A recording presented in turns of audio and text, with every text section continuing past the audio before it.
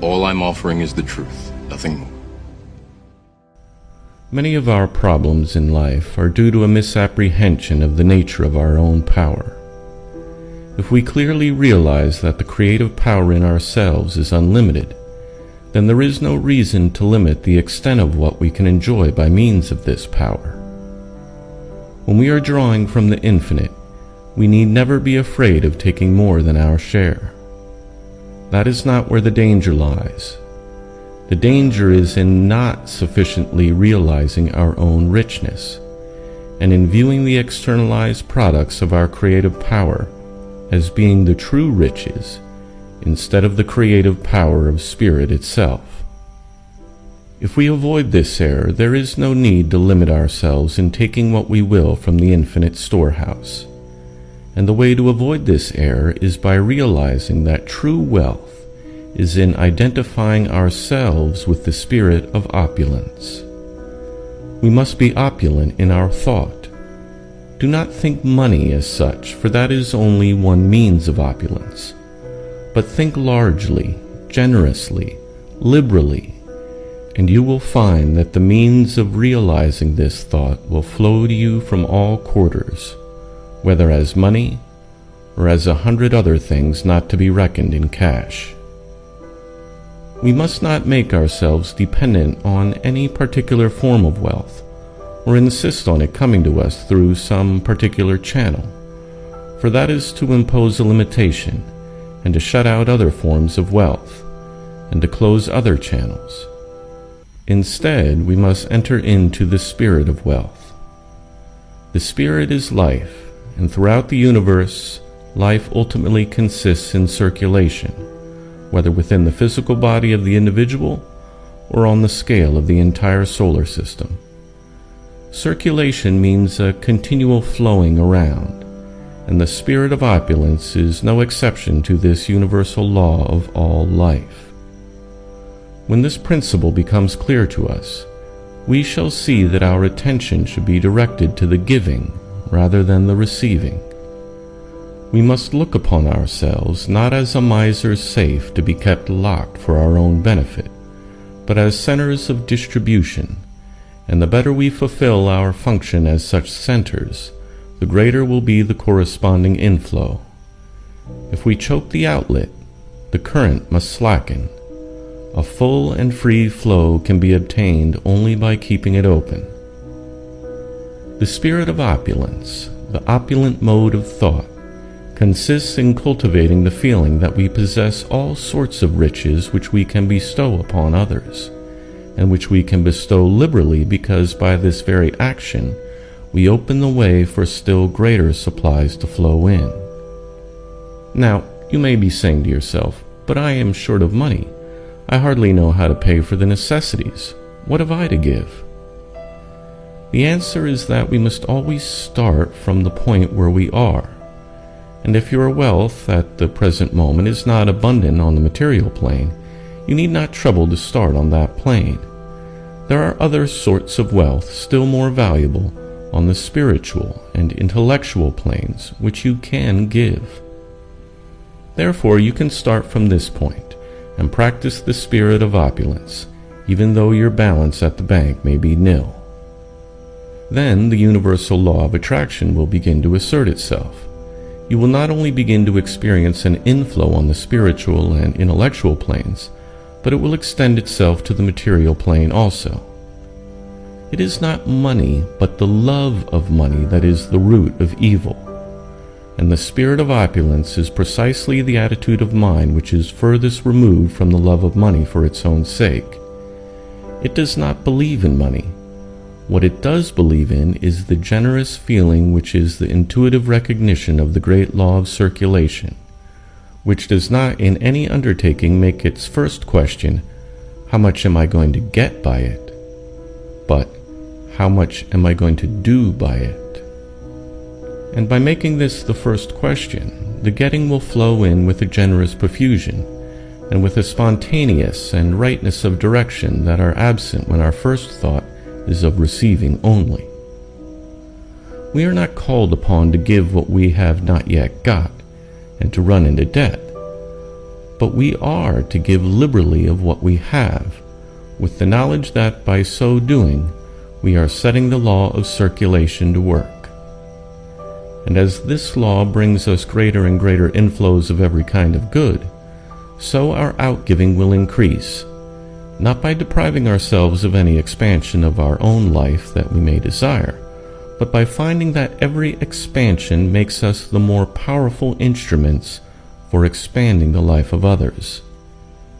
Live and let live is the motto of true opulence. Now let us turn to beauty. Do we sufficiently direct our thoughts to the subject of beauty? I think not. We are too apt to regard beauty as merely a superficial thing, and do not realize all that it implies. This was not the case with the great thinkers of the ancient world. For example, Plato describes beauty as the expression of all that is highest and greatest in the system of the universe. These great philosophers of old were no superficial thinkers, and therefore would never have elevated beauty to a supreme place if it were only superficial. Therefore we shall do well to ask what it is that these great minds found in the idea of beauty, which made it appeal to them as the most perfect outward expression of all that lies deepest in the fundamental law of being. It is because, rightly apprehended, beauty represents the supreme living quality of thought. It is the glorious overflowing of love's fullness, and indicates the presence of infinite reserves of power behind it. It is the joyous profusion that shows the possession of inexhaustible stores of wealth, which can afford to be lavish, and yet remain as exhaustless as before. Read correctly, beauty is the index to the whole nature of being. Beauty is the externalization of harmony, and harmony is the coordinated working of all the powers of being, both in the individual and in the relation of the individual to the infinite from which it springs. And therefore this harmony conducts us at once into the presence of the innermost, undifferentiated life. Beauty is most immediately in touch with the deepest mysteries of life. It is the brightness of glory spreading itself over the sanctuary of the divine spirit. When viewed from without, beauty is the province of the artist and the poet, and lays hold of our emotions and appeals directly to the innermost feelings of our heart. It speeds across the bridge of reason with such quick feet that we pass from the outmost to the inmost and back again in the twinkling of an eye. But the bridge is still there, and retracing our steps more leisurely, we shall find that viewed from within, beauty is also the province of the calm thinker and analyst. What the poet and artist seize upon intuitively, they elaborate gradually, but the result is the same in both cases. For no intuition is true which cannot be expanded into a rational sequence of intelligible factors, and no argument is true which cannot be condensed into that rapid suggestion which is intuition. Thus the impassioned artist and the calm thinker both find that it is only true beauty which proceeds naturally from the actual construction of that which it expresses. In other words, beauty is not something added on as an afterthought, but something pre-existing in the original idea, something to which that idea naturally leads up to. The test of beauty asks, what does it express? Is it merely a veneer, a coat of paint laid on from without? Then it is indeed nothing but a whited sepulchre, a covering to hide the vacuity or deformity which needs to be removed. But is it the true and natural outcome of what is beneath the surface? Then it is the index to superabounding life, love, and intelligence. Wherever, therefore, we find beauty, we may infer an enormous reserve of power behind it. In fact, we may look upon it as the invisible expression of the great truth that life power is infinite. And when the inner meaning of beauty is thus revealed to us, and we learn to know it as the very fullness and overflowing of power, we shall find that we have gained a new standard for the guidance of our own lives. We must begin today to use this wonderful process which we have learnt from nature. Having learnt how nature works, how God works, we must begin to work in like manner, and never consider any work complete until we have carried it to some final outcome of beauty, whether material, intellectual, or spiritual. Is my intention good? That is the initial question, for the intention determines the nature of the essence in everything. What is the most beautiful form in which I can express the good I intend? That is the ultimate question, for the true beauty which our work expresses is the measure of its power, its intelligence, its love. In a word, of the quantity and quality of our own life which we have put into it. Nothing is of so small account that it does not have its fullest power of expression in some form of beauty peculiarly its own. Beauty is the law of perfect thought, be it the subject of our thought some scheme affecting the welfare of millions, or a word spoken to a little child. True beauty and true power are the correlatives of one another. Kindly expression originates in kindly thought, and kindly expression is the essence of beauty, which, seeking to express itself ever more and more perfectly, becomes that fine touch of sympathy which is artistic skill, whether applied when working upon material substances or upon the emotions of the heart. Seen thus that the beautiful is the true expression of the good, from whichever end of the scale we look, we shall find that they accurately measure each other.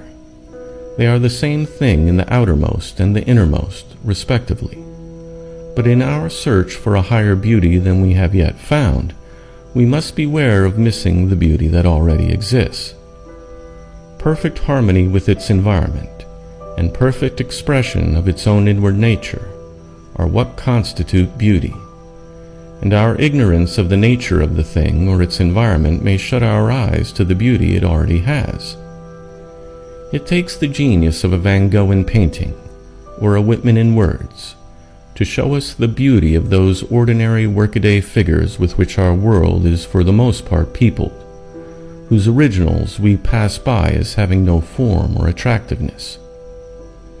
Assuredly, the mission of every thinking man and woman is to help build up forms of greater beauty everywhere, be they spiritual, intellectual, or material. But to do so, we must enter the great realistic school of nature and learn to recognize the beauty that already surrounds us, even though it may have a little dirt on the surface. Then, when we have learnt the great principles of beauty from the all-pervading spirit which it reflects, we shall know how to develop the beauty on its own proper lines, without perpetuating the dirt and grime. And we shall know that all beauty is the expression of living power, and that we can measure our own power by the degree to which we have transformed our lives and the lives of those around us for the better.